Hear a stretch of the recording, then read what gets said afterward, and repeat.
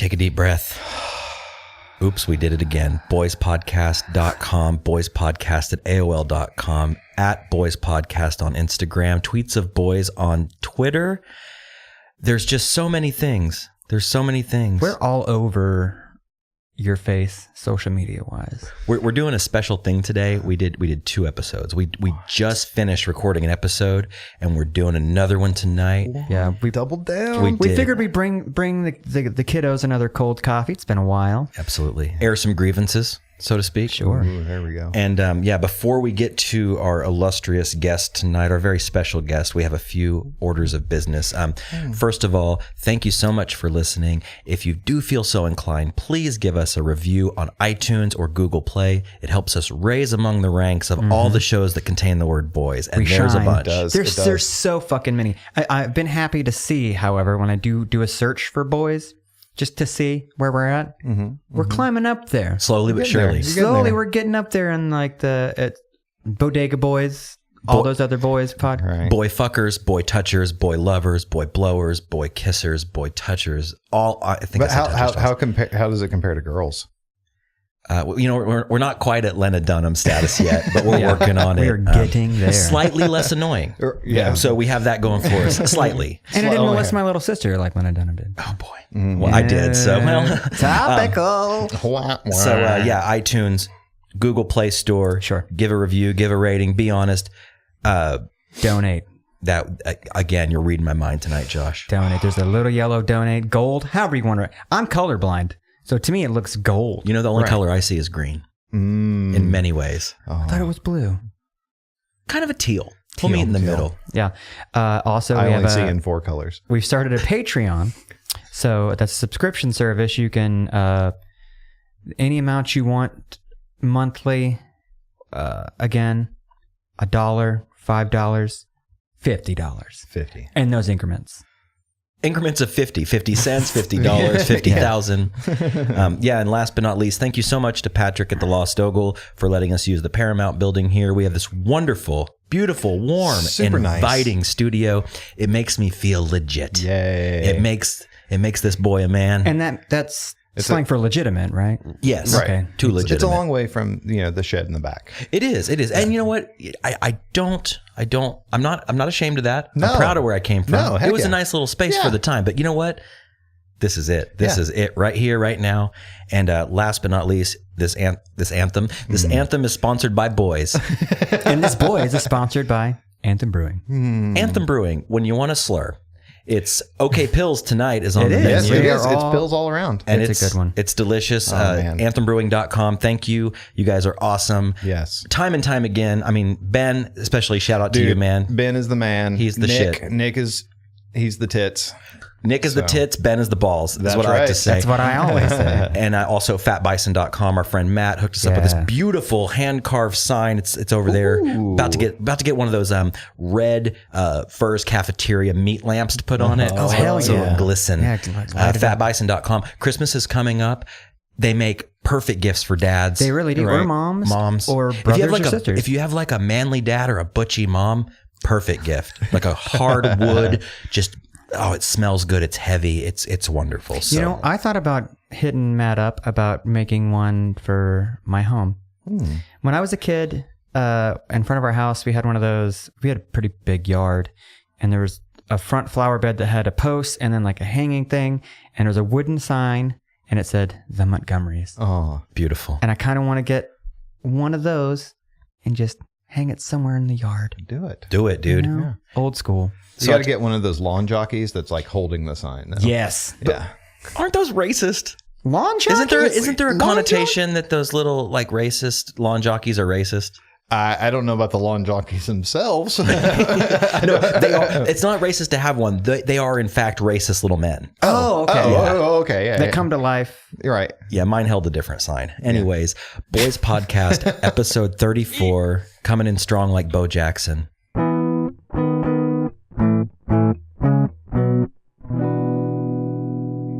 The fuck does that mean? He was number 34. Oh, was it? Oh. Yes. Oh, see, it comes full circle. 34. So you know you're Larry Bird, but you didn't know you're Bo Jackson. Jackie Robinson? 42. 1934. Good year. Good game. Yeah. Is that a game? Oh. 1942 is 42. the game. Hey, I'm 34. Hey, congratulations. So this podcast is as old as I am. Yay. Well, In podcast years. In podcast numerically speaking. Numerically speaking, yes. Yeah. All right. Without further ado, Bryan O'Quinn, owner of Empire Strikes Comics. Woot. Hi, guys. How's it going? Oh, good. Okay. Now we can get to the real shit here. Okay. Thanks for coming. Thank you for having me. Did you find the place okay? I did. Ironically enough, it was the last time I'd been over on this side of town was recorded Okie Geek over at KOSU with old right Michael down the Cross. street. Awesome. Oh yeah, that's a good guy. How does this compare? Tell us we're better. I'm joking. I'm joking. Well, it's a different environment, Absolutely. because it's KOSU studio, so you got like full on fucking boards and mics and the whole I would shebang. assume you would have to No beer though. you this would is have to already- adhere to some rules. Yes. I'm sure you can't say the word like fuck or cunt or shitbag. No, You can't say that. I said all of those just then. You did. You did. That's all we have going for us, yeah. honestly. Just potty mouth humor. That's really all this is. Last time we sat down and spoke, Yeah. it was on the old show. It was on And- in the 280, which ironically I was looking over this box and it says 180, which is technically true.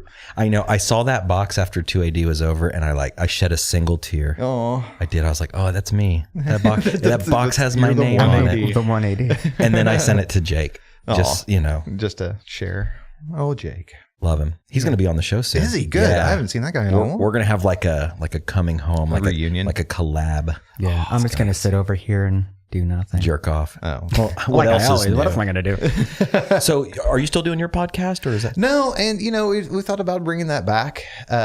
When we in essence kind of ended the run on that, it was it was trying times for a lot of the people that were in the podcast, and the shop was new, and it ended up getting a lot really hectic as far as me solely doing the editing and this, that, and the other, and running the shop during the day, and Tell Josh how much it takes to edit. oh dude, It's you have bull- no I idea. understand how much it takes to edit. I did a podcast. I did 3 episodes.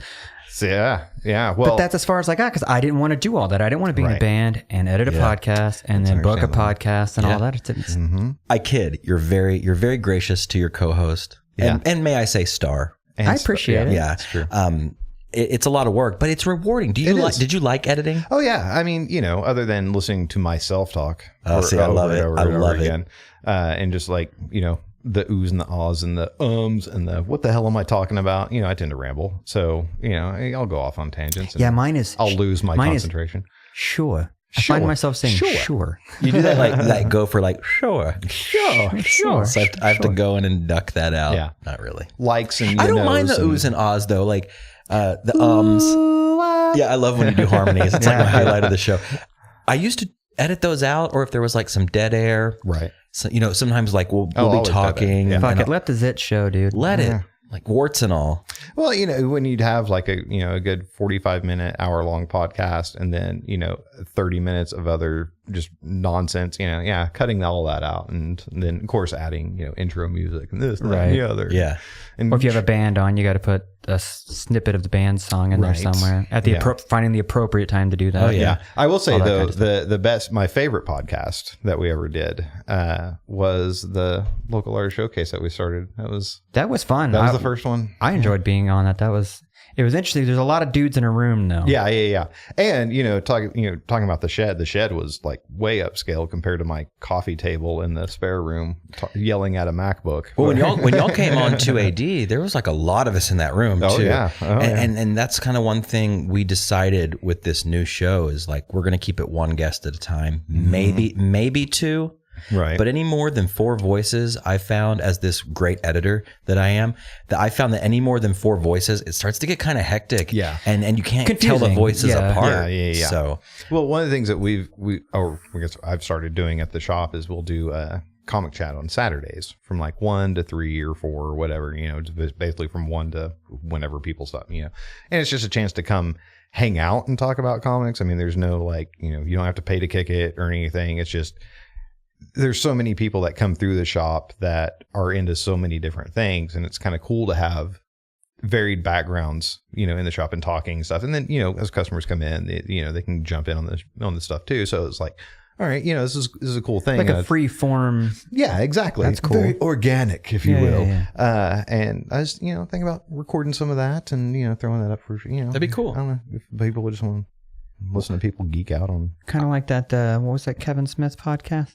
Oh man, he's had a few, but there was one that was like just comic book related. Yeah. I can't remember what it It's was like him called. and a dude that runs his comic shop. Yeah, I think that was the Comic Book Men one think, or yeah. whatever. Yeah, and I think there might be a TV show now, or there was, or something. yeah. Oh, who knows? Those things turn over like crazy. I will say this about my wonderful, illustrious co-host: like, really stepped up as far as like getting guests. We putting in the time, the effort, sometimes the money. Oh yeah, to keep this bitch afloat. right. And man, it's been a wonderful journey. Like I love doing this. I'm so happy to be too.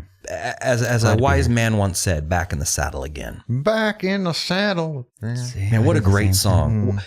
What are your thoughts on Aerosmith? Is that an Aerosmith song?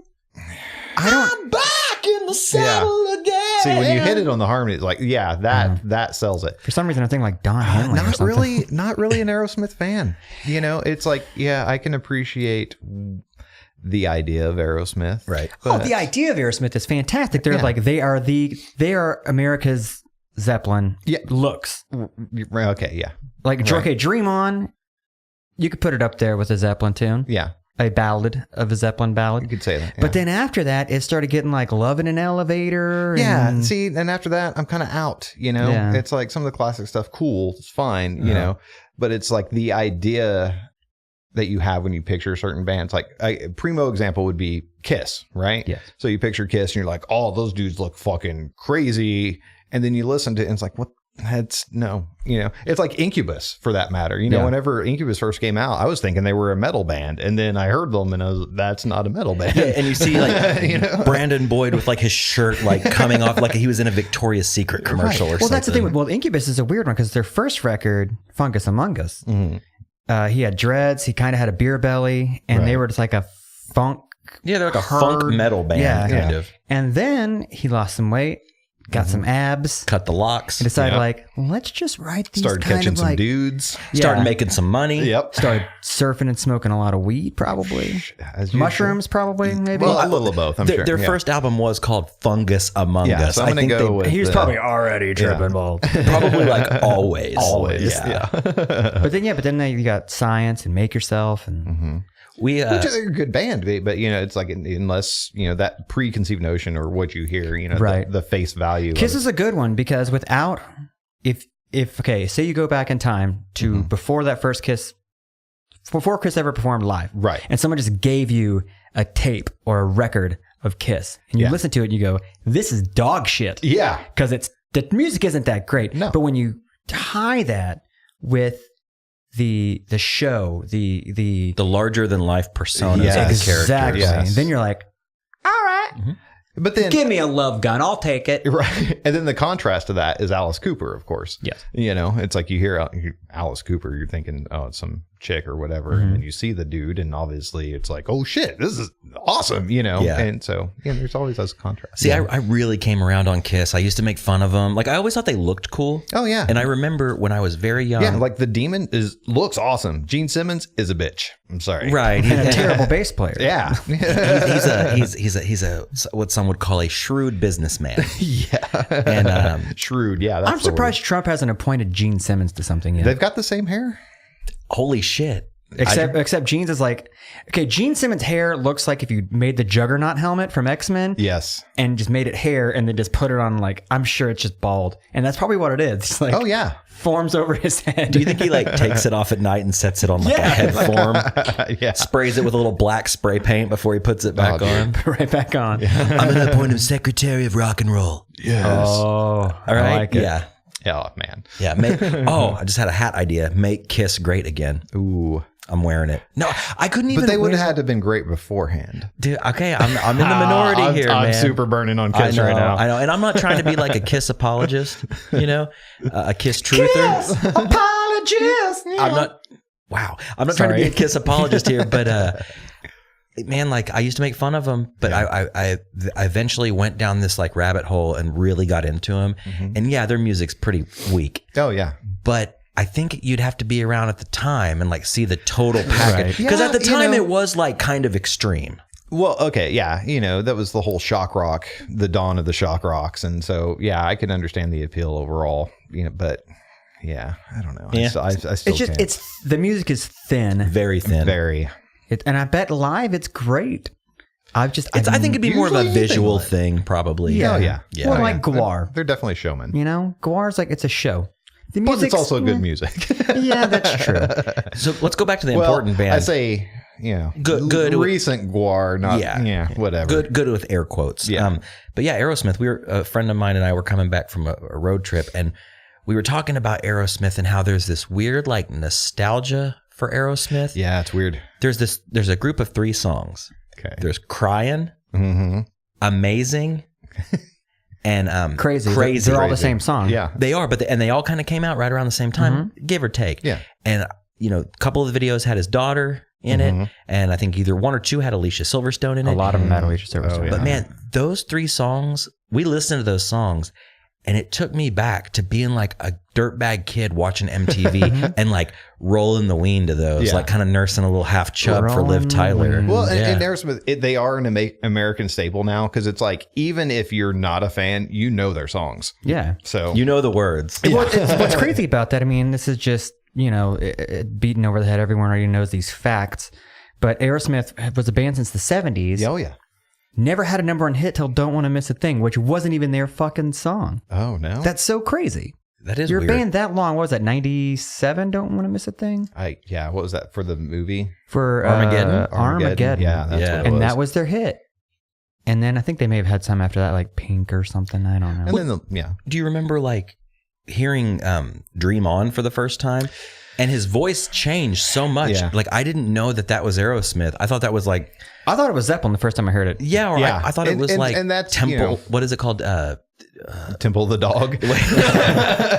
Stone Temple Dogs. No, I don't know. Stone Sour Temple Dog. That's what it was. go. I wasn't sure who it was, but I thought it was like Molly Hatchet or I don't know. Like I didn't know it was them, and then I was like, that's Steven Tyler. He sounds so different.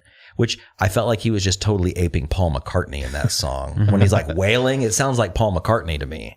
And it took me years and years to realize that was the same band. What did it like a ball drop or something? Well, it's night and day different. I mean, not even his vocals, but the way the music was written. Like it went from being that very kind of Jimmy Pagey kind of guitar stuff to more like not blues riffs. You know what I mean? Just like it was, rock and roll. Yeah, straight up rock and roll, and then doing that singing fast. Not singing fast. Kind of like scatting. Yeah, fuck that shit. So, okay, moving along. All right. What Aerosmith song prompted you to start your own comic shop? Let's see. I'm trying to think of a really good one to be witty with right now, and it's not happening. The 1993 Gap commercial with Steven Tyler. It was the Mentos commercial. When they were in the Mentos commercial, right? That was them. That was Foo Fighters. Oh, well. Wait. That was a Foo Fighters maybe video. Okay. No, but one of the reasons I wanted to have you here tonight is, kind of a recurring theme we have on the show is, making a jump, doing something big, doing your own thing. And, we've known each other for a long time, right? Since the old mall days, oh, yes. The old dirtbag mall days. Crossroads. Yeah. And, Southside Bad Guys. What up? is that a thing? That's what we're calling it. Oh shit. I like it. SSBG? Yeah. And, I want to talk to you about starting your own business and the trials, tribulations, accomplishments, tears, fears, Tears, 4 fears, everything Tears, in 4 between. fears. Kind of, like making that jump from what you did before to doing this and how it feels and like some of the things you've been through with that. Well, how did it start? Let's start there. How did it start? I'll tell you what, let's start at the beginning. It started as a pipe dream as a young lad of 14 years. That's kind of the legacy of getting into the comics like I had a couple of things that my mom would buy off like the newsstand at like a TGNY or Archie Comics or something. No, nothing like that. Like I was, even back then I was like, that's bullshit. I want something cool, So it was like Thor. Thor was the first comic that I ever bought. And I was like, oh man, hell yeah, Thor, this rules, right? And then it was like years later, getting stuff here and there, like Transformers comics and stuff like this. They'd have like the value packs back in the day. And then, I was around 13 or 14 and little skater punk, South 74th, we just skated this little strip mall area and everything. And a comic shop opened up, Planet Comics, owned by a couple of guys, Mike and John, who were really good guys. And that's kind of the thing. It was like, I walked in and was like, oh, this is really cool. And just, it was 2 blocks from the house. And we were always up there skating. So we'd always go in there and hang out and this, that, and the other. And eventually just started working for them for credit, and amassing a collection then. And that's free labor to them pretty much. Yeah. Well, yeah. I mean, it was like, I would pass out flyers for Star Trek conventions at the Sound Warehouse across the street and, this, that, and the other. And, that's what started the whole mess and got me into that world. And then those guys actually were the ones who, kind of introduced me to more of the independent and, anti-hero comics. And then it was all downhill from there. Having this comic shop so close to your house must have been like this wonderful haven. Oh yeah. Cause I mean, we had, there was a guitar shop that was in the same strip mall. So we would, and there was a Euro place, a 7-Eleven. So all in the same little section. And so we'd skate down there and play some I grew up on games. A fucking gravel road. That sounds like heaven. I couldn't even skateboard. Oh man, yeah. I had a skateboard when I was a kid. Like a friend gave it to me. It was like this old busted ass skateboard. Right. And I was doing ollies, trying to do ollies in the dirt, in the dirt and in the grass. Yeah. I tried to push in. I was like, no, I'm going to make this happen. And I tried to skate in grass. Oh man, no, no, doesn't work. Doesn't work. So, yeah, it's weird. It's weird. It to have a guitar shop, comic shop, 7-Eleven. Yeah. So we would go to the 7-Eleven because they would have video games back when they had them. We'd play like Spy Hunter or Kung Fu or whatever. Arcade game. Yeah. Like, remember those things? Oh, yeah. You'd put quarters in and they were only a quarter. That was back in the day. Yeah. And, we'd hang out there for a little bit, run through our quarters and, whatever money we had left over, buy some peach knee highs. We'd rock that. Go down to the guitar store, hang out with that dude for a little bit, and he would show some riffs and be like, "Oh, I got to check out this new thing." Was this Rawson music? No, that was on Western. Yeah, I'm just trying to think of the guitar store that it was a little hole in the wall and long gone. I'm sure. It's been gone for a long time. Those are always so cool. I mean, it was just it was basically about the size of the studio here. It wasn't very big, just lined with guitars, and we'd hang out and he'd let us play whatever, and then we'd go a little bit further down and hang out at was it Midnight Music? Was a little record store? Yeah, records per se. It was tapes and, at the time. And like as CDs started to come in and everything, and then comic shop, and we just hang out there, skate these. There was like a little 3-step we'd skate, and a little 6-step down the end, and we just hang out there all day. Yeah, going to comic shops as a kid was so magical to me. There were a few that I frequented. I got into comics probably like the first comics I ever kept. Because I had some comics as a kid, and you draw and rip the pages out and trace and whatnot. But like the first comics I ever like bought boards for was the X-Men. Was it the Fatal Attraction series? There's like 4 different with the little holographic inset on the front. I still have all 4 of them, all original, all that. And like there's the one where like Wolverine's like upside down and his adamantium is like coming out of his skin. Magneto ripped it out. Yeah, so he looks like a fucking pine cone. Like he's just coming apart. And man, like I thought that was so fucking cool. Oh yeah. And I got all those at the 7-Eleven by my grandma's house because that was like my little getaway. Because growing up in Choctaw, when I got to stay the night at my grandma's, there was a 7-Eleven down the street, and then there was Granny's Music Mall about a mile away, which I wasn't supposed to go that far on my bike, but me and a couple of buddies would ride our bikes down there and be in there like all day. Yeah. Like those dudes must have hated us. It wasn't the cool, it was a cool shop and it wasn't corporate, but they weren't as cool. Like, no, you can't touch this hot pink Ibanez that we had in here. That was like our only expensive guitar or whatever. Right. But those were the first comics I ever had. But I remember going into comic stores. I want to say Planet was one of the first ones I ever went into more than once. And that smell when you walk in, and I don't mean this in a bad way, but modern comic shops don't smell the same. No, they don't. There's something in the ink or something. Well, no, that's the old pulp. Whenever it was mashed pulp wood, and that's the age of the. So paper. I'm not crazy. No. In fact, the glass cabinet where all the high dollar you know, I just like randomly, I'll just open the case and just, Get know, it. yeah. Next time I come in there, can I get a whiff? Oh yeah, totally. Fuck yeah. All right, dude. Oh. Get a classic whiff. Yeah, they don't, and you know, to that extent as well, is like, you know, later through the late 80s into early 90s or whatever, the ink that they were using on it degraded really bad. So there's like this kind of real acidic smell to them that after they aged, they weren't, you know. So did it fade? No, the comic was fine. It just smells kind of tardy. Okay. It's kind of a meh smell, you know. It still has that, you know, papery pulp smell to it, but it, you know, a little stinky. Interesting. Yeah, there was something magical about it.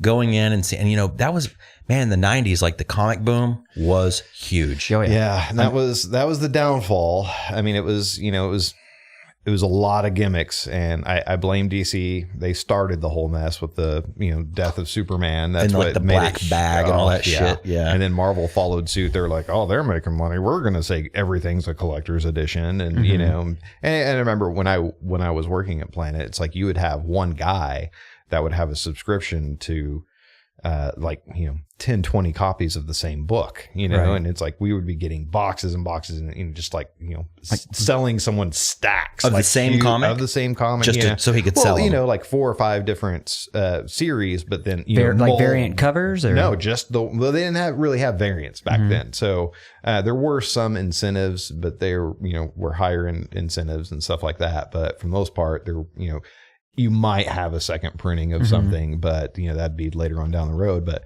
yeah, you would have, you know, anything, especially number ones. And it was just because that mentality at the time was every comic is, and I still see this even to this day, you know, this whole mentality of that every comic is worth a lot. And it's like, no, it's not, you know, it in essence, it's just, you know, if it's old, it's staple worth pick. something. Yeah. It's like some regards, yeah, you know, from the 50s and 60s, because you can't find them. And that's Like the first issue of Swamp Thing is worth something. right. Yeah.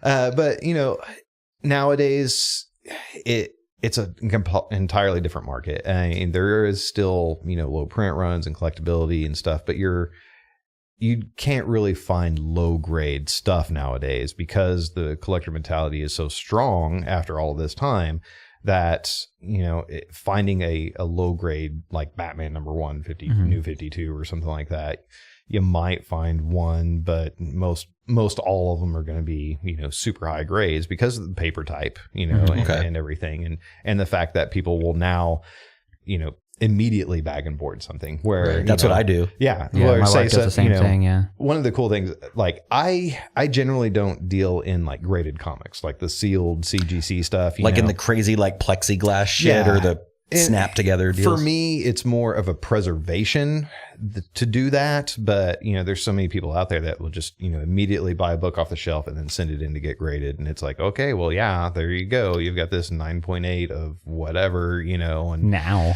yeah. And so it's like now the market's flooded. So for example, there's, speaking of Batman number 1, I've got a 9.8 that's, you know, CGC'd and graded and all this other stuff. And it's like technical worth on it. If you look on, you know, pricing sites, it's a lot of money, right? But I mean, you're hard pressed to even sell that because there's so many out there, you know, and it's like, you know, what are you doing for that? That, you know, you've taken this great story, the great character or whatever, and you just made it a marketing tool, and it's just an object. And Would you say the boom of comic book movies is what kind of maybe pushed the new comic boom? Oh, well, you know, definitely movies nowadays, especially on the Marvel side, have been, you know, a big influence, especially in what they're doing in the comics. They tend to kind of mirror what's going on In the cinematic universe? Yeah, well, or they'll change the comic to mirror the movies, you know, in situations that are occurring.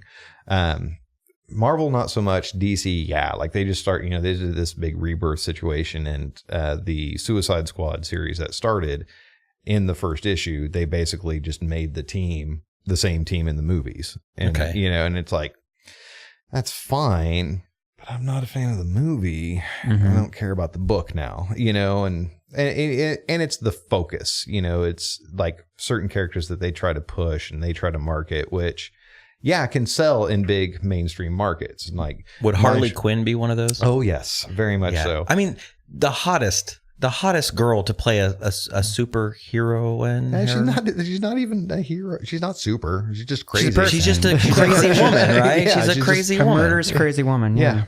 Wow. But what I meant by hot is, I'm not trying to objectify here, but big seller. Like, I'm sure she is the eye candy. Yeah. Like, well, and how many times did you see that this Halloween? Oh yeah. Or online especially. Like I didn't go out for Halloween. I we just kicked it. Yeah. Had a little mom night in, had a glass of wine, took a bath. Red. Right. Stayed away from the Harley Quinns, but I just saw so many on social media and people making fun of that on social media. Yeah, and even like the Heath Ledger Joker was real big for a long time. And it's terrible. Man. And when it gets into that gimmick, that's where I don't know. It gets a little sad, but the books can still be good, and that's one of the when people come through and like I'm into a different type of story and character and yada yada yada, and so. I try to make sure that everybody doesn't base their opinion of a book on my opinion of a book, just because I'm not saying that it's bad. I'm not interested in the character. It's like Punisher. Punisher's a big, famous, awesome character, right? Mm-hmm. I'm not necessarily a big fan of Punisher. Like I like him in a team up or say Captain America. I'll read Captain America in an Avengers book, but I'm not going to read Captain America. Punisher Hulk stuff was always a good mashup. Yeah. Punisher Spider-Man was always a good mashup. Mm-hmm. But yeah, I mean his standalones. He's a badass, but you can't do an entire series of just him killing the shit out of people. You know what I mean? We had this conversation in one of the Saturday comic chats because a buddy of mine, he was talking about, Bryan doesn't like that character. And they were like, why? And he's like, oh, because he's got guns. And I was like, what? What are you saying? And he was like, yeah, you don't like this guy because he's, and it's true. I when I look at the characters that I don't really care about, it's because they're gun based, which is weird to me. Right. It's like Punisher, Deadshot. He even made fun of me for Simon Bowes, the new Green Lantern who carries a gun, which is why would you carry a gun if you're a lantern? You can make a. I don't get it. But Batman sometimes. Well, but he shoots funny things that stick to things. But it's like I think that's what gets me is whenever the weapon becomes the hero. Yes. And so for me, as far as a character goes, it's like that's kind of an easy tool, But I'm going to cross out. I actually was going to bring up next. I had a pitch for you for a comic. It was Gunman. He's actually just a big gun. Now I'm going to say it'll probably be good. I just won't read it. Yeah. He's an AK-47, right? He wears a fedora. Yeah, he's got shotguns for arms, Gatling guns for legs. Okay. Make America Great Again hat. Oh, right. All right. And he's just shooting up everything. Okay. Yeah. I'm sure I'll sell the crap out of it. I was going to say, it might sell here. Maybe not to you, but... But yeah, sure. I don't know. It's interesting to talk to different people because growing up, like I was X-Men. Yeah. Loved the X-Men. Right. Loved Wolverine. I mean, I think everybody kind of loves Wolverine. Like he's a biggie. Oh yeah. But I loved Gambit. Mm-hmm. Like, man, for some reason, mine too. Some people fucking hate Gambit. Like, he's the ladies' man. I saw people like, because he's coming. Isn't he going to be in one of the new movies coming out? He has his own standalone. Okay, well, not now. Now did he get shelved? There's not any Gambit or any. I don't think he's in any team right now either. Well, no, they've. Sorry, not to go for it. Channing Tatum. Mm-hmm. Was slated to be Gambit. It's out. There's an IMDb. Oh, we're talking movies. I'm sorry. Sorry. They're going to do a Gambit movie, and I think they're going to put him in after the Logan movie, which I'm kind of stoked for. Oh, dude, I'm very interested to see how they're going to do that one. Right, and that's going to be Hugh Jackman's last stint as Wolverine. Mm-hmm. So if they're going to you have to keep putting Wolverine in movies. Yeah. So are they going to do, since they kind of did it in a smart way, but by having to sweep up trash of other movies, of doing the Days of Futures Past movie. Oh, yeah, that was the beauty of Days of Future Past. Fuck the timeline, doesn't matter. Yeah. So now they can, when he's gone, he was great. Yeah. But he doesn't look like Wolverine's supposed to look. They can now cast a short, squat, fucking big, hairy but they're dude. Still kind of stuck because Hugh Jackman was still Wolverine even in First Class. Right. You know, and so it's That's like, true. yeah. So I don't know, but there's been rumblings of a reboot, and Oh yeah, I've read about that recently. and I think it started last San Diego Comic-Con, where some of the toy manufacturers were starting to make X-Men figures again, because there hasn't been any X figures for quite some time, right? Mm-hmm. And they, like the guy, I think it was through Diamond Select or somebody, they were like, yeah, we can do X figures again. And they're just like, oh, really? What? Like, why now? You know, and it's like, and then Kevin Feige, who's over, you know, the Marvel MCU stuff, he is supposedly have some secret announcement that he's supposed to be making, and then early next year is a big push for X-Men titles again. So I'm thinking there might be something. You heard it here first, ladies and gentlemen. Well, Maybe it's all speculation. maybe that Channing Tatum Gambit is part of that. I would hope so. And if you did it, I wanted to see, and this is coming from, I was an huge X-Men fan too, animated series and comics and all that shit. I would like to see a movie that actually has the characters you want to fucking see in. Yeah, right. I don't give a shit about Angel. I don't give a shit about all these other characters. Give me Gambit, give me Storm. I guess you can throw in Jubilee, but she doesn't really do shit. No. Well, She's been in every single X-Men movie, but has never had a single line of dialogue. I was happy, and man, I'm not on the comic book level with probably both of you guys or a lot of people I know, but I was happy to see Psylocke, man, because growing up, especially like I was a big video game kid, so like Marvel Capcom, when like I would always pick Psylocke for one of my three. Yeah. Always, because Children of the Atom, you could pause it and see the thong. She had the great attack. She was super fast. It was all these cool things. She was a badass, dude. Yeah. And man, like, you know, it's no secret that like I think Olivia Munn is a wonderful human inside and out. And when I heard that she was Psylocke, again, you hear the people online, she's gonna suck. I saw the movie. I thought she was fine. You know, she was okay. I don't know. I might just be jaded comic guy or whatnot. I wish I could see these movies, especially in regards to story arcs that, you know, are iconic story arcs. I wish I could see those blind, you know, like not have an expectation. That's why I'm kind of stoked for the Ben Affleck Batman that's supposed to be just a solo, like, you know, not to anything. I don't want to go in and expect a storyline and then be disappointed. Like it's Age of Apocalypse. Characters were wasted, and I was just like, I was waiting for something bigger, and I was kind of let down, you know, but it's like, it's still an enjoyable movie, you know, it's still entertaining, but you know, I tend to be, I think that it's getting more and more disappointing every time you go to one. I don't really like going to them anymore. Yeah. And that thing with like the reboot, they've rebooted Fantastic Four, which is a terrible series to begin with. Yes. And the reboot was a flop. They've rebooted Spider-Man twice now, and they're rebooting it again. Well, this time, ridiculous. Well, that's kind of the thing, because it's like, you know, you had Spider-Man, who his licensing was owned by Sony, right? And then Fox owns licensing for X-Men and Fantastic Four, and so it's up to them to make their own movies. And so one of the neat things is Universal actually owns Hulk, and their agreement with Marvel is that you can throw him in the movies and stuff, but if you make a standalone Hulk movie, then it's going to go through, you know, our distribution, this, that, and the other. That's why technically the Incredible Hulk with Ed Norton, that's the first of the MCU movies, right? Yeah. But when you buy the collections and this and that, it starts at Iron Man, because they don't have the rights to distribute Incredible Hulk. Even though there are scenes with Robert Downey Jr. and shit in that. Exactly. Movie. And so now with Sony playing nice and giving Marvel back, well, it's a joint licensing now. So basically they're like, okay, we're going to let you make Spider-Man movies, because obviously you guys are doing some really cool shit with heroes. So we're going to be smart about it and just take that money.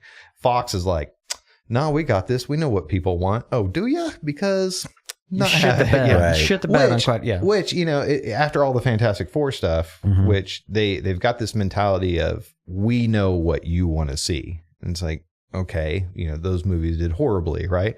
And then they give us Deadpool, which was an actual true to the character. Yeah, you couldn't be any more. Yeah. Yeah, and it gangbusters, right? You know, and it's like, okay, well, that's what the people want. They wanted the hero that you read about on the screen, give that to them. And they also want an R rating so you can be free to do whatever the fuck you want to do. Especially with a character like Deadpool. Yeah, you couldn't have a PG-13 Deadpool. Like Batman should be an R-rated movie. Yeah. But Superman, PG-13. Well, like you said about the Ben Affleck Batman. I saw Batman versus Superman in the theater knowing it was going to be terrible, and it was terrible. Oh, yeah. But it's recently became available, the extended edition, the director's cut, on Amazon. And Diane and I rented it. It's almost 4 hours long. Oh, yeah, it's huge. But worth it. It made fucking sense. It is better, but it's still terrible, it's but still it's better. Yeah. It's better than bad. Yeah. But not good. No. So, but my favorite part of that movie was Ben Affleck's Batman. Right? Scene. He's a great fucking Batman. Yeah, he's a great Frank Miller Dark Knight Batman. And that's the thing, because like I've always said that if you want to be a good Batman, you need to be a good Bruce Wayne. And Affleck pulls off a great Bruce Wayne because Batman is just an extension of Bruce Wayne, right?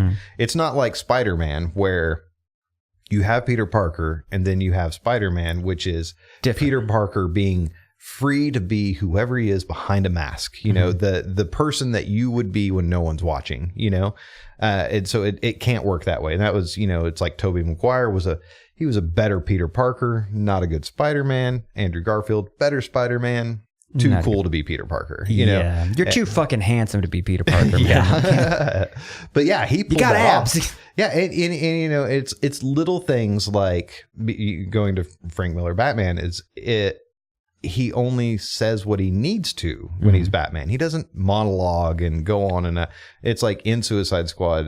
Probably the best example of that is when he's in the alleyway and he confronts Will Smith. I don't call him Deadshot because that's all he was the entire time, was just Will Smith. Will Smith with a gun. Yeah. But it's like, you know, he gets in the alleyway and he only says, you know, look, I don't want to do this in front of your daughter. You're coming with me. That's it. You know, and it's like, and you get all the points that he's trying to make in those like 3 sentences. He didn't oversell it. No, he was just like, I'm Batman. That's it. You know, I'm done. And that's what's been great about it, you know, and the fact that he pulls off Bruce Wayne so well, just in that real world, like the, you know, relationship with Gal Gadot, whenever, you know, as Diana, not Wonder Woman, but as Diana, you know, the chemistry there was just perfect. And yeah, he killed it, man. Just goes to show it wasn't his fault Daredevil sucked. Just saying. It wasn't his. He just showed up. I'm going to say for the time, Daredevil didn't really suck. It compared to what we have now, yeah. Yeah. Terrible. That's another example of the director's cut was way better. Yeah. That is for Did sure. you see the Daredevil film a long time ago? I'm just over here liking Suicide Squad. I feel like such a fucking simpleton. Oh, yeah, you went to that. I went to it in the theater. It's flash in the pan. I went to the theater.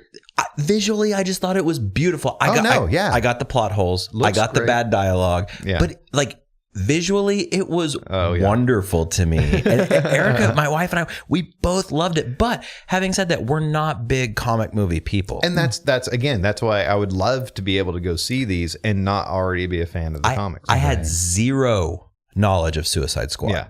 Other than seeing the trailer. Yeah, my son, we went with him, you know, and he enjoyed the movie. He was like, all right. He knew nothing of Suicide Squad, you know. I totally get that. Like, I get that. Like, being a fan of, it's like if you go see a band, you know, if you're a huge fan of the band, you're way more critical of the band than you are if you've never heard the band. Right. Like you see the bro that goes to a show and he's like, man, like, you know, that classic concert bro. He's like, there. He's like, man, I fucking love music. He's got the shirt on. Yeah. Shirt on. And he's like, I love music. Like, oh man, I love being at a show. But like, if I go to, and you know, I'm a critical guy when it comes to music, and I don't go out a lot. So when I do, it's like it's got to be great, right? Yeah. So like, you know, for instance, like a band like Coheed, like I've seen them several times, and I can be like, well, you know, they were good, but the guitarist just wasn't really as into it, and the snare was too loud, and this and that. Whereas like the fist pumping bro can be like,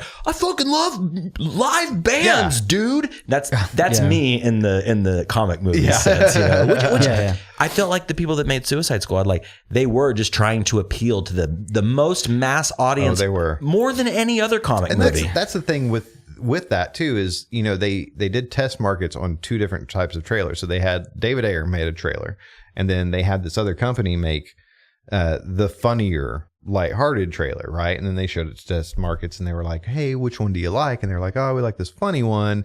And then they kind of rewrote the movie when they were doing reshoots and all that other stuff, and made the movie more like that trailer. But they did that after Deadpool was already out, and everyone's like Deadpool was funny because Deadpool's a fucking funny character. Yeah, that's who that is. Right. You know, and that's the problem with Man of Steel and Batman versus Superman. It was that, yeah, Dark Knight did great because that's Batman. Right. That's not Superman. That, you know, that he's the symbol of hope. You know, he's a little bit more. Nowadays he's more, you know, personable in most regards, but it's like, you know, he's not this dark brooding character, and you can't make him that way. Even, you know, if they're playing with a multiverse, sure, whatever, you know, that's fine. But see, that's what I thought was cool in Batman versus Superman, where they did the whole with the whole Nightmare Batman scene. Oh yeah, yeah, the dream sequence, the impromptu dream. That's I gotta say, I love the way it was shot. Yeah. It looked great. It just seemed like, why are you bringing this alternate universe Batman kind of thing into this thing? Before we go any further, which Batman are we talking about? Batman here? Superman. Okay, BVS. Yeah. All right. So whenever but the thing that gets me is the fact that here he is. He got the most powerful computer on the face of the planet. It's the Bat computer. There's nothing better, right? Great name for a computer. And he sticks the thumb drive in, and it's like, you know, it just Loading. pauses. It's like 1%, and then he falls asleep, and it's like, okay, that's what started the dream He falls sequence. asleep, and then he is awakened by the Flash coming. Cyber through. Flash. Yeah. Like, what the fuck is that? The whole time I'm like, why is this happening in this movie? Yeah. And only time they were just shoehorning in characters and plot lines just in case this thing's a flop. We can make a side movie. And, Yeah, and I like how Lex Luthor made all their logos. Apparently, yeah. Do I need to watch this movie? No, just say no. Just nah. They shoehorned in that Justice League thing like a motherfucker. So I got a That was mad buddy at me. who does video editing, and he wanted to do a Batman cut of Batman Superman. So basically just wipe out everything that involved Superman or Superman's story arc. And I was like, I want to see that movie because that's what sold me was Batman and Wonder Woman. Yeah. Or the fucking just the fact that he kept the Robin suit in a case with the Joker shit on it. Like, dude, give me that. Give me more of that. Yeah. I want to see the Joker kill fucking Robin, man. Yeah. I don't know. Maybe it. We'll see. I don't know what they're going to do with that. We'll see, or in my case, we won't see. We won't see. Yeah. So let's go back. I was talking about earlier. Aerosmith. Yeah. Oh, yeah.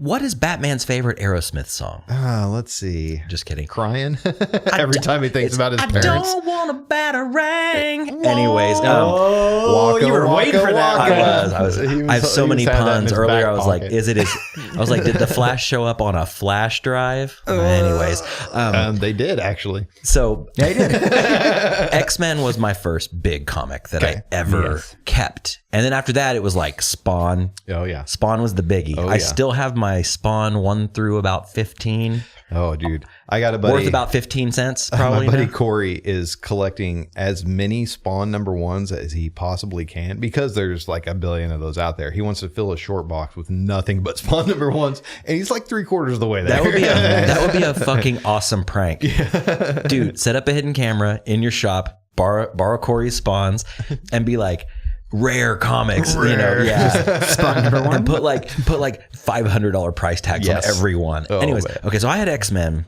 I wanted to ask you, like, what was your first, you know, your first, not the first comic you ever bought, the first comic you ever owned, the first comic you ever read, but what was your first comic? Oh man, like, you know, I'd read Thor, which at least, you know, it did run into Avengers, and then Spider-Man. I'm a big Spider-Man fan. That was kind of hand in hand during those days. But I want to say, like, the comic that I just could not wait for, even like the lead up to its release, this, that, and the other, was the Infinity Gauntlet series. Like that was golden. You know, you had Silver Surfer, you had Thanos, you had all the Marvel universe, it was just an epic scale, and it was one of the first major story arcs that they did back in the day. Planetary battle, you can't go wrong, right?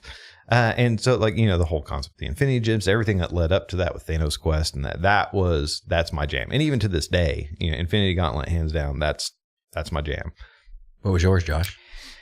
X-Men, but it quickly turned to Batman in a very odd way. I was on a family trip in Arkansas in a car. I was like fucking 10, maybe 11, 12, somewhere in 10 to 12. And we go to a grocery store, like a small, tiny little Piggly Wiggly kind of thing. And I'm do that spinning comic thing. Yeah. Just spinning through it. And I see this, it's a Dark Horse Batman. It's a red cover. And Batman's like holding this street punk who's got like stars shaved into his head. And I'm like, that looks fucking awesome. Right. So I get it. And I'm just on the way home or driving back to Oklahoma. I'm just reading. I'm like, this is the opening page is Batman on the top of a steeple, almost like Spawn type. And his cape's like flying in the wind. And he says, fuck, ... And it goes to the next one. I'm like, yeah, I like this. Yeah. I didn't know Batman. I didn't know Batman worked blue. Apparently, in this Dark Horse series, it was fucking dark, and that's what led me into like the Frank Miller's. Like, I like the darker. I want Batman to fucking some of the best stuff was beat the Dark Horse shit out of DC Robin, like crossovers. literally beat the shit out of him. Yeah, I never got real into Batman, but I had an early trade paperback. Well, early in my collecting career. But it was Batman Grendel crossover. Oh, Grendel, and yes. it was a DC trade paperback, and the cover was like, if I can remember correctly, it was like both of them like jumping, and man, it was dark and bloody as shit. Grendel and by himself is just that. This Grendel was a woman, though. Oh yeah. There's been several. Okay, yeah. Like it's kind of like a 007. Okay. Anyway. But yeah, coming from my little X-Men and what, He-Man comics or whatever I had when I was younger than that, it was like, wow, like they're like this Grendel bitch is cutting people in half. Yeah. Well, see, so yeah, to say that, so, Infinity Gauntlet, that whole thing is, after that was coming out was when, they really started kind of introducing anti-heroes and some of the darker stuff. And that's when I got into Swamp Thing real bad. And from that point forward, it was all, yes, Swamp Thing. Yeah, yes, please. Swamp Thing's so fucking tight. Oh, I love Swamp It's still Thing. It's like one of the only comics that I'm not up to date and I don't read it all the time, but when I got back into comics a couple years ago, 280 era, man, like I was buying all when the New 52 launched. Like I was getting so into Swamp Thing, Animal Man. Oh yes, Animal Man. Hardcore. Like I think I have the first 25 of each, maybe. Like bagged and boarded, but read once. Yeah. Like my introduction to Swamp Thing wasn't comics. It was it that badass TV show? It was the Alan Weiss television movie. show. I've got the TV series show, on DVD. It's fucking terrible. Oh yeah, it was so it came bad. on like Sundays. I watched comic book shows, and like it was Superboy, and then there was Superman, Flash, and there was that fucking terrible Justice League. Oh, the Legion, or not Legion. Yeah. It was fucking terrible, but I watched all those. Superheroes. For some reason, I watched all those, and they seemed like they came on like a block. And when Swamp Thing came on, I'm like, oh, this is a creepy little sci-fi show. And then I found out like it had the DC comic thing at the end of it. Right, DC? Yeah. Because it had the little thing at the end, I'm like, oh, I guess I should check that out. Okay, it's this whole fucking thing. The show really has nothing to do with that. Nope, not at all. It was pretty much that TV show Beauty and the Beast. Yeah, with Swamp Thing. With Swamp Thing. Because Swamp Thing had a love interest. Like, this bitch ain't gonna fuck Swamp Thing. I bought the complete series on DVD. There used for a short while, there was a toy store in Quail Springs Mall. And I can't remember what it was called. But they had like a lot of Star Wars shit in there, a lot of like trinkets, Asian things. Yeah, I don't think I was Eastern able Treasures. to make it. It was well, blink and you'd miss it. It was super short lived. Oh, that was like shitty, like a dollar store looking kind of a thing? Kind of a dollar store / like comic, not comic book, but like comic character trinkets and shit. Yeah. But they had the entire Swamp Thing TV series. It was like $6. And I sat there. I sat there and I was like, it was like 8 DVDs. And I watched like the first 4 episodes and I was like, I only have so much time on the earth. I can't to waste on bad shit. Yeah. What were you going to say? Oh, it was just, through Swamp Thing, like after that introduction to Swamp Thing is where I started getting into a lot of the darker series and stuff. And then I just had this infatuation with swamp monsters, right? And so then I started going back and rereading all of this stuff and then learning, the history of how Lin Wayne and Bernie Wrightson had created Swamp Thing, and then all of the trial monsters that they had done, throughout the years. Like there was like a couple in Phantom Stranger and a couple other series through like House of Secrets and House of Mystery that they tried different types of ways to, make this Swamp Thing. In fact, it's funny how they came up with the name. It was, they had been working on these swamp monster stories for so long, and they started working on other stuff or whatever. And Bernie had asked Lynn, he was like, oh, hey, what are we going to do about this swamp thing? And he was like, we should call it Swamp Thing, and that's how that came. Which is pretty amazing because that name has always kind of like irked me a little bit. Swamp Thing. You got a swamp, you got a thing. Right. We got a swamp thing. You got a swamp thing. It truly did come about that way. Like there wasn't a focus group. Like, okay, no, we got to think about just this. A couple of dudes making a character. And through that, like one of my pride and joys is it's from 1952, Airboy number 3. Which is the first swamp monster in comic books. Is called the Heap, and like his kind of introduction was very Lin Wayne-esque, and so you can tell that they kind of created the origin and everything from it, kind of based off of how they described the Heap in this old comic from the 50s. And that's fucking awesome. Yeah. That was actually going to be the first name for this podcast was Voice Guys. Oh, Voice Guys. Yeah. Voice Guys. But we thought about it and we shortened it. Okay. Well, it's kind of like Gunman. Yeah. Right. Yeah. Speaking of, I got an important call about Gunman. So we'll be right back. Hey, you, remember me? Remember love? Remember trying to stay together my time? You took it all. You tried to see. You tried to bring yourself up without involving me. It isn't fair to have you away. Welcome back. Welcome back. Bryan O'Quinn. Yeah. Hi. Hey, what's up, guys? Still here. Hey, what He's still here. You guys doing all right? Here. You guys doing all right? Welcome to the show. For everybody who's listening, this is the show. This is the show. And we're changing the name. We're going to call it Guys. Voice Guys. Voice Guys. Voice Guys. And Bryan, owner of Empire Strikes Comics on 23rd Street, Oklahoma City. That's me. And if somebody wants to look you up online to come by and procure some titles, how would they do so? Facebook.com, all that fun stuff. Empire Strikes, Instagram.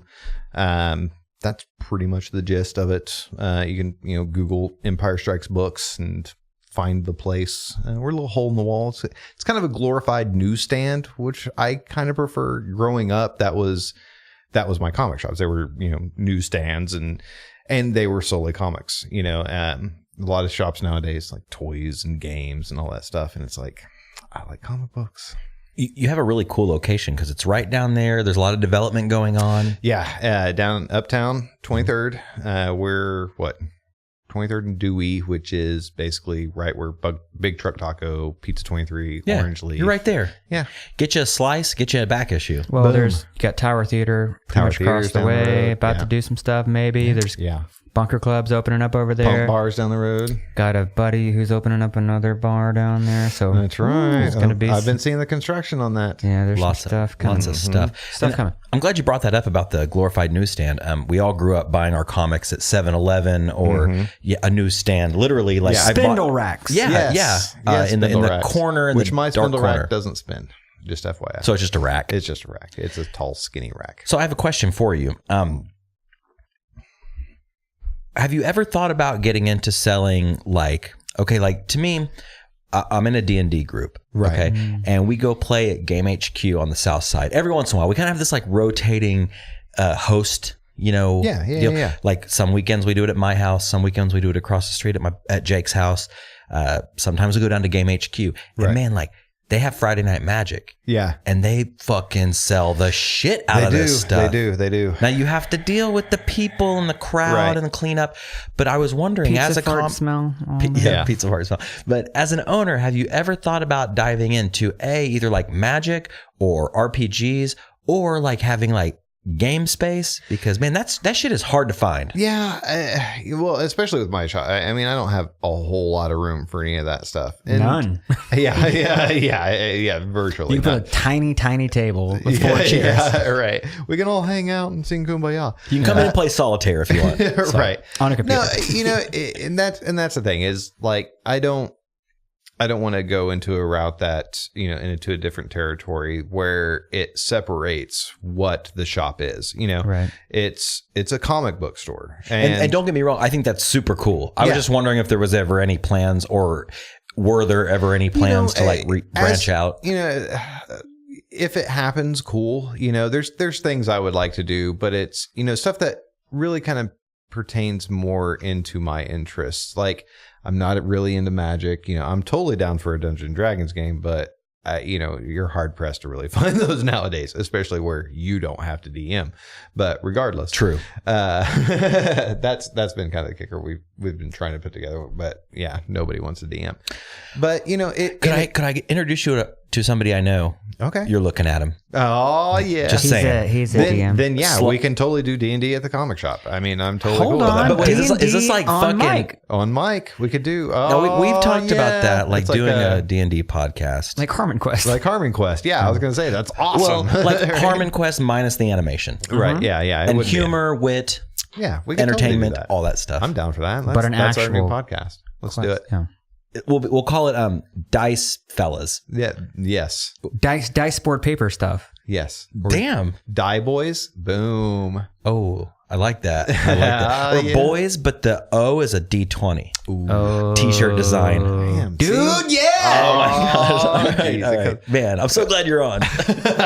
Yes. So yeah, I was just wondering because like we go down there to play, and man, like okay, first of all, it's like stepping into a fucking like space-time continuum warp. Yeah. There are some fucking weirdos out there, and like Yeah. I do, you know, you said that about D&D is hard to find. It is true. A good DM is hard to find. Yeah. I started DMing my very first game. I've played D&D for years off and on, but DMing and playing are two way different things. Oh, yeah. And I'm in two groups right now.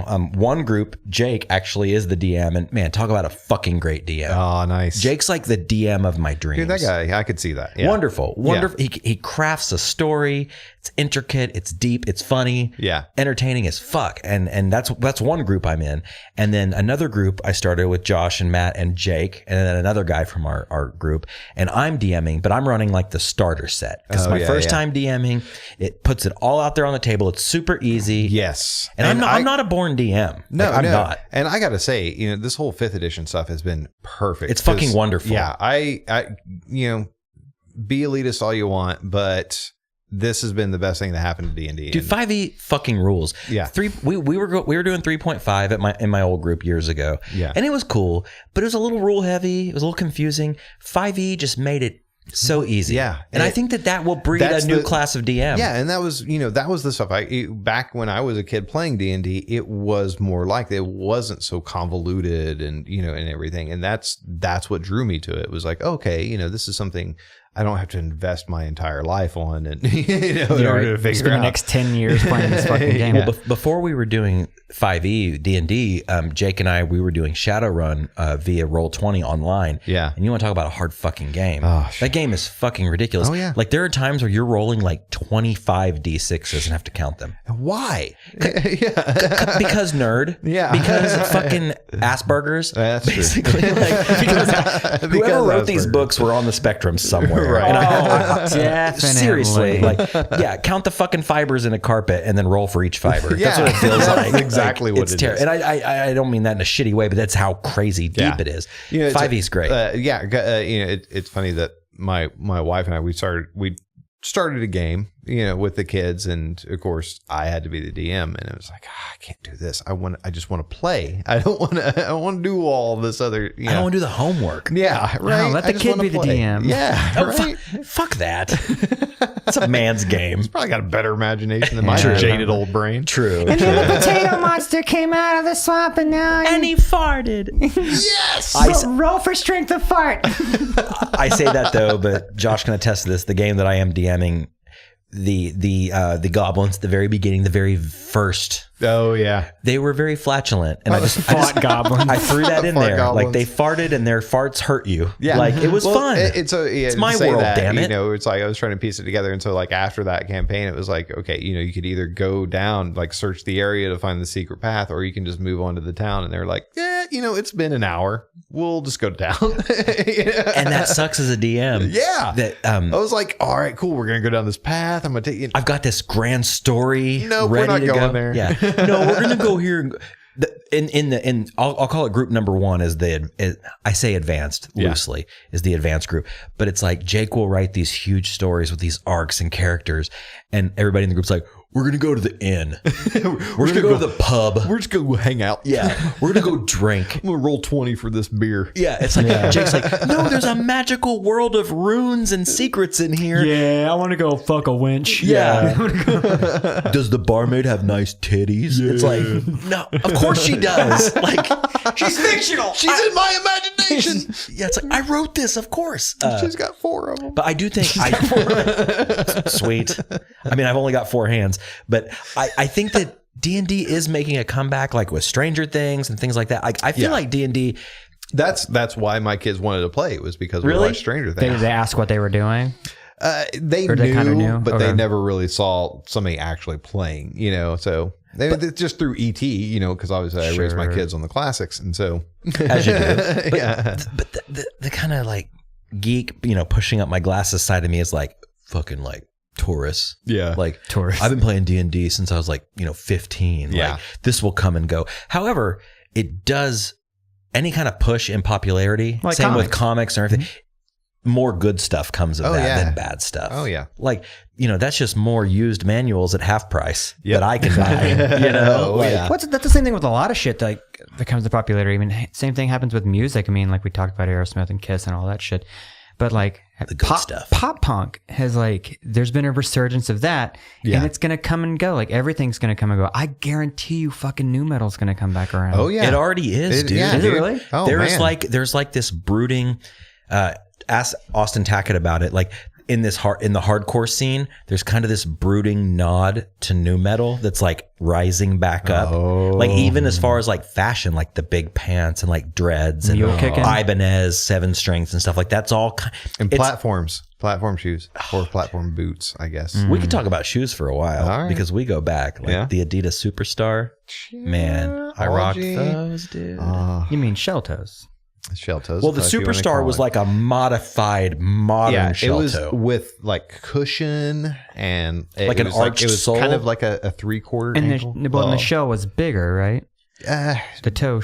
Little bit. Yeah, it went more into the tongue. Yeah, it was Yeah, more yeah, of like yeah. a sporty shoe Right, than a right, classic. right, But right. oh man, I remember looking up to you, man, back then because I worked at Hot Topic, and you worked at Journeys, and you were kind of like a b-boy back then. Like you kind of had that kind of swagger I used to break dance. I did. Did you wear whole- tracksuits? I never wore tracksuits because I kept it real. just I like guess. the I don't flat brim, like backwards. But even back then, it wasn't a flat brim, No. quote unquote. It was just like it was a fitted hat. know. Yeah, it was just that was The it. corner Journey store. Yeah, across from Lawans.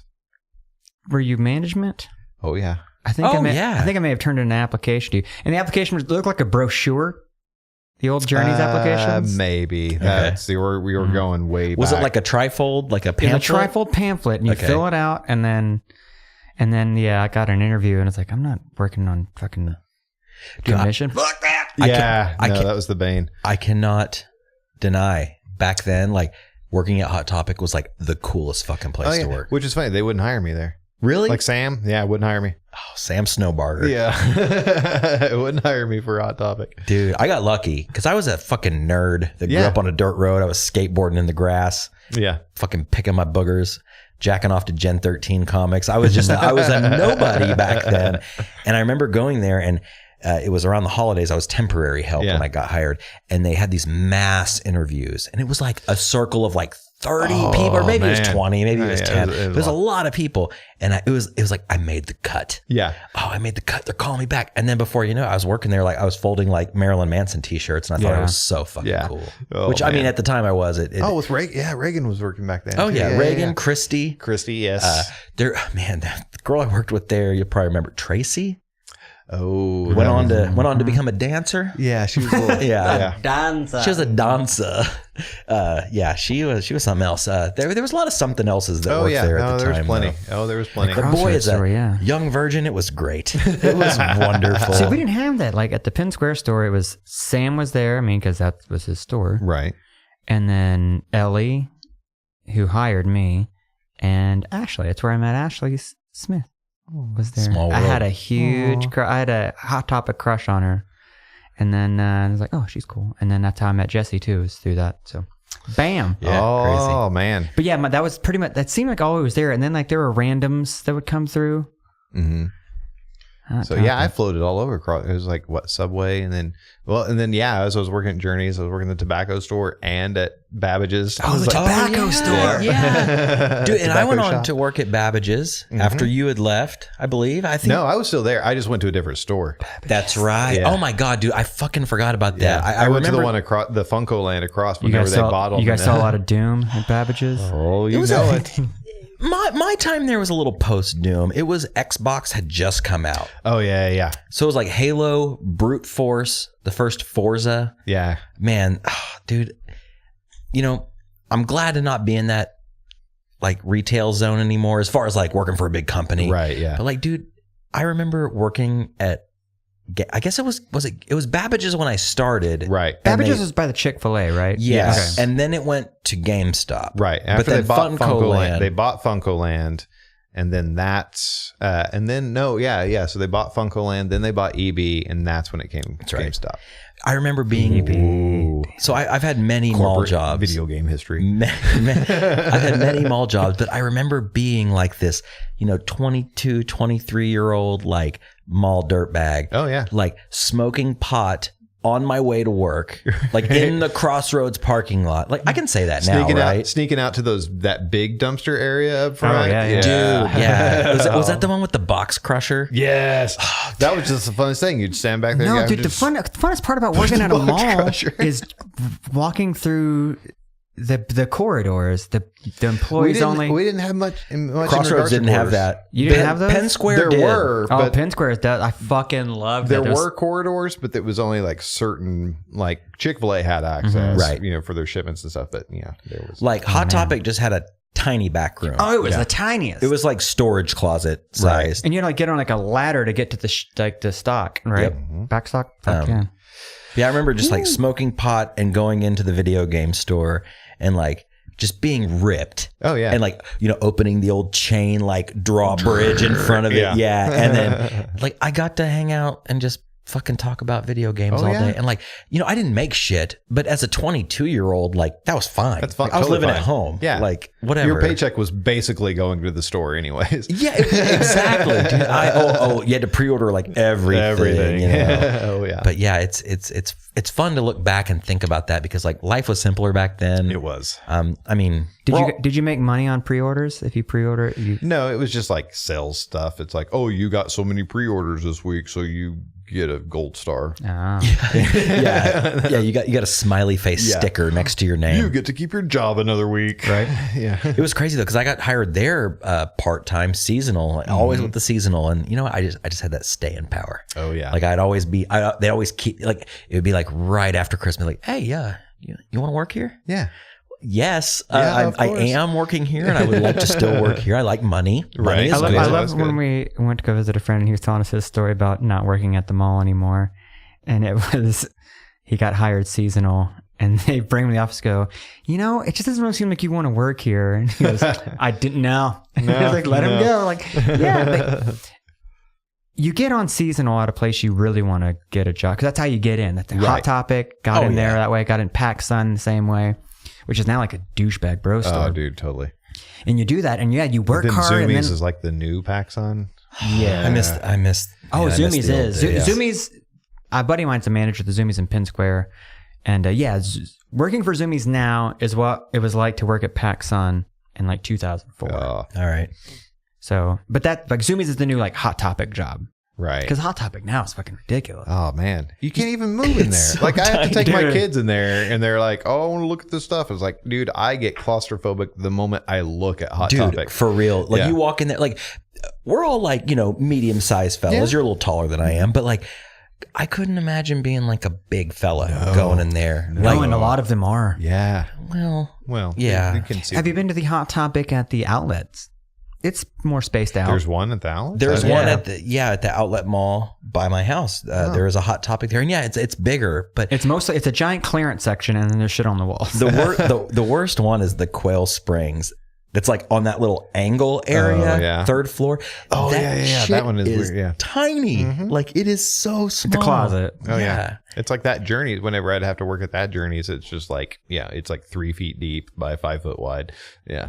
And it's crazy that you spent so much of your time there. Yeah. Like, I think about that all the time. Like I worked, like the Hot Topic even in Crossroads wasn't big. I mean, it was big comparatively, but it was a pretty, I mean, it wasn't. It had those honestly, the iron gate. With like cool. the scorpions and the amber plastic. That place was goth as fuck. Dude, honestly, like it wasn't that much bigger than this room. No, it wasn't. It was maybe like 1.5 times as big as this room. I think it had that same tapestry. It did. I actually got it there. But yeah, it's crazy that you spent so much of your life in those small places. Like even when we worked at Babbage's or GameStop, like that was not big. No. But I think about that now, like, my job I have now, I fucking love it. But like I'm there like 40 hours a week, and I would say the room's actually right around this size. It might be a little smaller than this. Yeah. But I'm like, man, I'm in, and it's always dark because I'm in there like editing video all day. Oh yeah. So it's like a dark, cold, gray box. And I'm like, man, I spend a lot of time in this little box. So weird. Yeah. No window, no natural light. That's Empire. Yeah, it's like in the same boat. But your mall shift was never 8 hours. The longest I ever worked in a shift was like 6. It was 4 to 6. 4 to 6 always, but you still get a lunch break. And you get that fucking mall discount. To this day, if I go and eat at the food court at Penn Square Mall, they still give me a fucking employee discount. Nice. Because I look like I fucking work at a Hot Topic or something. Take the fucking lanyard off, bro. That's true. I've still got my old Hot Topic lanyard. Get you laid. Yeah. Wait, by your wife? Like that? Yeah. Hey, honey. Hot Topic. You see this? Key holder, not sales associate. Yeah. Hey, look, this is lead associate. But yeah, it's interesting. Like I want to break out. I want to break out from, like, we were talking about this earlier. Like the key in my life would be to work for yourself. Yeah. And you've done that. Yeah. And so you've had your ups and downs. Well, and it's constant. I mean, that's any small business, especially in such a niche market, because I'm catering to a specific crowd who are into comic books. A lot of the guys that I get coming through are like-minded. They don't want to go to these other shops because of all this other stuff that's going on. They just want to go in. They want to see the comics. They want to get the comics that they want to. They want to read other stuff, and that's, I guess, my trope for the most part with the shop is that, I sell a lot more independent and original stuff. We have a huge local section, a bunch of local artists, like all the art we have up is local artists, a bunch of local comics, local zines, this, that, and the other. And it's like, I really tend to push the independent side of things. There's the hero books. Don't get me wrong. Those are always going to sell. And it's like, those are always going to be staples. We wouldn't have comic books the way they are nowadays if it weren't for those. And people are still going to be interested, but there's more to it out there, and I guess, kind of my claim to fame is I've had quite a few people who never read a comic before, and they came in and realized that it's more than just guys in tights trying to save the world. There's these other real world style stories and more, using comics as more of a medium as opposed to just, a comic book, in traditional style. And that's more rewarding for me. It is showing people the world of comics and what it can be in regards to, what you may be interested in. There's something for everybody regardless. Right. And so, I don't know. I like that. I'm glad you like what you do, Bryan. Yeah, but it's hard. Don't get me wrong. It's, like I said, it's a small business, niche market. Not every week is great. But my oldest son, and even my middle son, because they're older, 13 and 16, when they come through and we have the events, we'll have like the local artists like lining the hallways, selling wares and doing sketches and this, that, and the other. My oldest was able to get like tips and tricks, from some of the other guys. And it's like, that's worth it for me, to give him an outlet to, for sure, especially in his art, because he's been doing digital art for quite some time now. And he's got a huge following, online, and, he's going to Harding Fine Arts now, and, really trying to expand on that and always draw on something. I have a fun story I like to tell, because like he's like me, like video games, and, he wants to buy the newest video games and this, that, and the other. And he had got a bunch of like birthday money and then, some Christmas money, this, that, and the other. And he's like, I really want a Wii U. And, as an adult, I'm like, yeah, that thing ain't going nowhere. Why don't waste your money? Why don't you really think about this?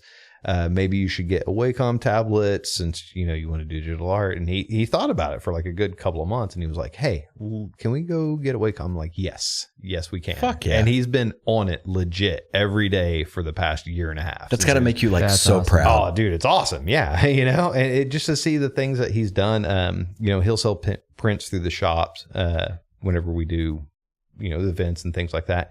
And people are blown away that he did these. You know, I'll have to show you some. Yeah. But it, you know, you look at this and you're like, wow, that came from a 15, you know, well, now he's 16, but, you know, at the time it was like, that's a 15-year-old kid that did this amazing, you know, highly detailed art and just like very good style all on his own, you know. That's so sick. Yeah. You know, I'm pretty proud of him. That you got to be more proud than like, wow, you jumped on a turtle head digitally. Right. Yeah. You know? Yeah, right. And nothing wrong with video games. I mean, I love video games, but hey, cool, man. You pressed a button. All right, great. And then, you know, my middle son, you know, he's drawn, he hasn't been like too much into it, and he does some fan art. He likes, you know, some stuff here and there. But he also goes for kind of more of an anime style and everything, but he really wants to do tattoos. And so he's really trying to, you know, progress that way. And so it's really cool that, again, they can see so many artists and so many people. Your that come through. 14-year-old wants to do tattoos? Yeah. Which apparently you can apprentice at 15. Did you know What? that? Yeah. Jason, 23rd Street, well, Tom McLotus or whatever. Yeah. Old buddy of mine. They talked and he's like, yeah, 15, you can come and apprentice. I'm like, dude, totes. Dude, I was square. I was To have your, okay, apprentice and have your 15-year-old kid put a tattoo on you? Well, I mean, I'm going to give him a little while before. Right. I mean, you got some leg space, right? That's true. I got some holes here and there. I got some gaps. I was square dipping ice cream at Brahms at 15. Dude, tell me about it. Wow, talk about we've come a long way as a society, I would say. Definitely. I mean, yeah, at 15, like, being in a band was like, we're gonna get together in a garage and write some songs, and we may get to play fucking Mocha Madness or Outer Cafe or something. Right. Oh yeah. And no thoughts at all about like, I'm gonna pursue something that I really enjoy. Yeah. And I think that's because, especially with my wife and I, you know, we really try to do our own thing, you know, in the aspects that we can, you know, you know, even before I had the shop and everything, we that's when we started the podcast. You know, we were constantly trying to do something on our own that we created. And I think they growing up in that, they see that and, you know, want to do that on their own as well, you know, and it's like, you can do whatever you want instead of like growing up as a kid, you know, just seeing my mom working all the time and my dad working all the time. And it was like, I don't want to do that, you know, and, but I never saw anything else. So up until, you know, well, I guess, you know, 5-6 years ago when, started the shop roughly 4.5, 5 years ago. But anyways, up to that point, it was just like, okay, well, this is what I'm going to do. I'm just going to work this office job and do this, that, and the other. And it was just through, you know, a series of events is what led to the comic shop, you know, and it was awesome. I was given that opportunity. And once you have that freedom to, you know, you can't look back, and, you know, it's like you have that contrast of comparison. And, Yeah. Well, it's like a wheel. You got to keep that wheel spinning. If the wheel stops, then you sink. You know what I mean? Right. And sometimes it just takes that initial, you know, leap, because I didn't know, like, whenever I left my old job to, you know, do this, I really was just like, I don't know if this is going to work out, you know, and even to this day, it's, you know, your own insecurities are going to be your biggest competitor. So, Sure. You know, Right. Oh, man, that's fucking awesome. That's Okay, we got to wrap inspiring up for sure. Yeah, totally. Like I, you know, again, I'm glad you came on. This is a recurring theme. Like, do something. Yeah. Do something. Make a change. something. Do something big. Even if it fails miserably, like tomorrow, at least I can say I tried. What's amazing about that point is, you know, if you try something, you do something, go out on a limb. Like, what's the worst that could happen? Yeah. Which is crazy to me because like growing up in a church, you'd hear people talk about like, oh, we've been through it all and we've been on the streets and we've been, but I'm like, you know, I've never been hungry. Like more so than like I'm hungry. I need to go to the fridge and get some food or go to a friend's house maybe. Like there's been times like growing up where I was like kind of a little poor, you know, and like you go to a friend will help you out or a family member or whatever, but it's like, what's really the worst that could happen? Yeah. Like you pay your phone bill late. Yeah. Like, I mean, just do it. Just fucking do something. Just try it. I mean, just go for it. I mean, you're going to be your own worst Like enemy. Corey Feldman says, go for it. I think it was Shia LaBeouf. No, well, he Just did. do it. Oh, wait. That was Just do it. But Corey Feldman's Go For It. The hit song Go For It. We'll throw a sample in right now. We got nothing to lose, so baby, let's go for it. Come on, let's go for it. We got nothing to lose, so baby, let's go for it. Come on, let's go for it. We gotta reach for the sky. boyspodcast.com. Bryan O'Quinn, Empire Strikes Comics. Thanks so Yay. much for coming on, man. Thanks for having me. Bye.